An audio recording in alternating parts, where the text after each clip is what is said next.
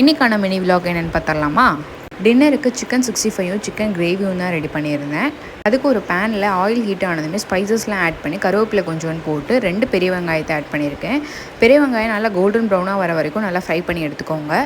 வெங்காயம் நல்லா வதங்கணுமே இஞ்சி பூண்டு பேஸ்ட்டு 1 ஸ்பூன் ஆட் பண்ணியிருக்கேன். இஞ்சி பூண்டு பேஸ்ட்டு ஸ்மெல் போகிற வரைக்கும் அதை நல்லா கிண்டி விட்டுக்கோங்க. அதுக்கப்புறம் ஒரு பேஸ்ட் மாதிரி ரெடி பண்ணி வச்சுருந்தேன். 2 தக்காளி, கொஞ்சோண்டு தேங்காய், மல்லி புதினா, கொஞ்சோண்டு மிளகு ஆட் பண்ணி பேஸ்ட் எடுத்து வச்சுருந்தேன். நம்ம ஆட் பண்ணியிருக்க பேஸ்ட்டோட ஸ்மெல் போகிற வரைக்கும் அதை நல்லா வதக்கிக்கோங்க. இன்றைக்கி நான் சிம்பிளாக தான் சிக்கன் கிரேவி ரெடி பண்ணியிருந்தேன். டைம் ஆயிடுச்சு, ஸோ அதனால் சிம்பிளாக முடிச்சுக்கலான்னு சிம்பிளாக பண்ணியிருந்தேன். அப்படியே 2 மினிட்ஸ் அதை நல்லா கொதிக்க வச்சுருங்க. அப்படியே இந்த சைடு சிக்கன் 65 தான் ரெடி பண்ணியிருந்தேன். அதில் மசாலாலாம் ஆட் பண்ணி அதை ஃப்ரிட்ஜில் மேக்னேட் பண்ண வச்சுட்டேன். நெக்ஸ்ட்டு நம்ம வச்சுருக்க சிக்கனை அந்த கிரேவி கூட ஆட் பண்ணிக்கிறேன். நல்லா அந்த கிரேவி கூட சிக்கனையும் மிக்ஸ் பண்ணி விட்டுக்கோங்க. சிக்கனையும் கிரேவியையும் நல்லா மிக்ஸ் பண்ணி வச்சுக்கோங்க. நெக்ஸ்ட்டு பவுட்ரு தான் நான் ஆட் பண்ணியிருந்தேன். 1/2 ஸ்பூன் மஞ்சள்தூள், 1 ஸ்பூன் கரம் மசாலா, 1 ஸ்பூன் மல்லித்தூள், 1 ஸ்பூன் சில்லி பவுட்ரு தான் ஆட் பண்ணியிருந்தேன். சில்லி பவுட்ரு நான் கம்மியாக தான் ஆட் பண்ணியிருக்கேன். உங்களுக்கு எவ்வளோ வேணுமோ அவ்வளோ நீங்கள் ஆட் பண்ணிக்கோங்க. நெக்ஸ்ட்டு மசாலாலாம் ஆட் பண்ணி அதை கிரேவி கூட நல்லா கிண்டிக்கிறேன்.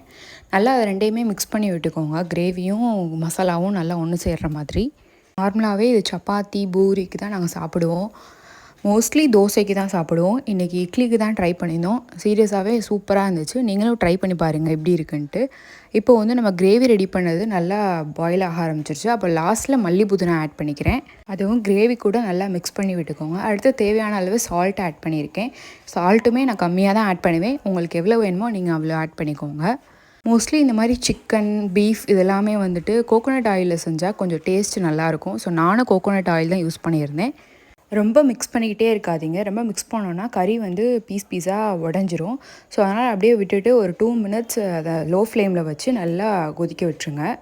நீங்கள் சிக்கன் கிரேவி பொடி இல்லை வீட்லேயே ரெடி பண்ணி வைத்த மசாலா பொடி ஏதாச்சும் யூஸ் பண்ணுவீங்கன்னா அதையும் ஆட் பண்ணிக்கோங்க. நான் இன்றைக்கி சிம்பிளாக பண்ணியிருக்கனால இருக்கிற பவுடர்ஸை தான் யூஸ் பண்ணியிருக்கேன்.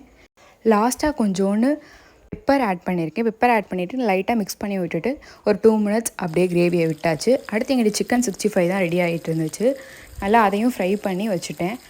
சீரியஸாகவே இட்லிக்கு பெஸ்ட்டு காம்பினேஷனாக தான் இருந்துச்சு. நீங்கள் இந்த மாதிரி ட்ரை பண்ணியிருக்கீங்களான்னு கமெண்ட் பண்ணுங்கள்.